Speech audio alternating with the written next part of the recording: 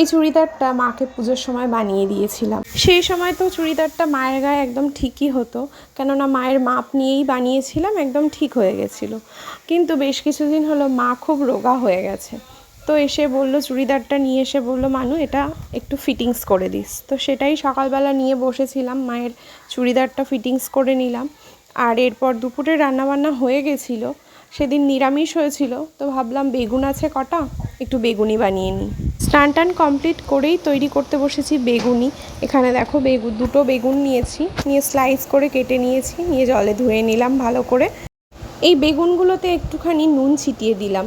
এরপর এদিকে আমি বেসনের ব্যাটারটাকে গুলে নিচ্ছি, এর মধ্যে দিচ্ছি নুন, হলুদ আর একটু কালো জিরে। এদিকে মাম্মা আবার বলছে আমি বেগুনি খাবো না, আমার জন্য আলু স্লাইস করে কেটে দিয়ে আলু দিয়ে বড়া ভেজে দাও। তো যাই হোক, আমি আলুও স্লাইস করে এদিকে কেটে নিয়েছিলাম, যাতে ওকে একটুখানি আলু দিয়ে করে দিতে পারি, আবার না হয়তো খাবার সময় বায়না করবে আমি এটা খাবো না, ওটা খাবো না। এরপর কড়াইতে সর্ষের তেল দিয়ে দিলাম। সর্ষের তেলটা একটু গরম হয়ে যাওয়ার পরে আমি বেগুনিগুলোকে ছাড়ছি। এরপর খেতে বসে মামামকে বললাম, মামাম একটুখানি বেগুনি খেয়ে দেখ কেমন লাগে তোর। ও তো নানা করছিল, কিন্তু তারপরে লাস্টে চেপে চেপে বললাম, একটু খেয়ে দেখ না তোর কেমন লাগে। তো যদিও খেয়েছিল, খাওয়ার পরে বলছে, মা পুরো দোকানের মতন করেছে তো বেগুনিটা।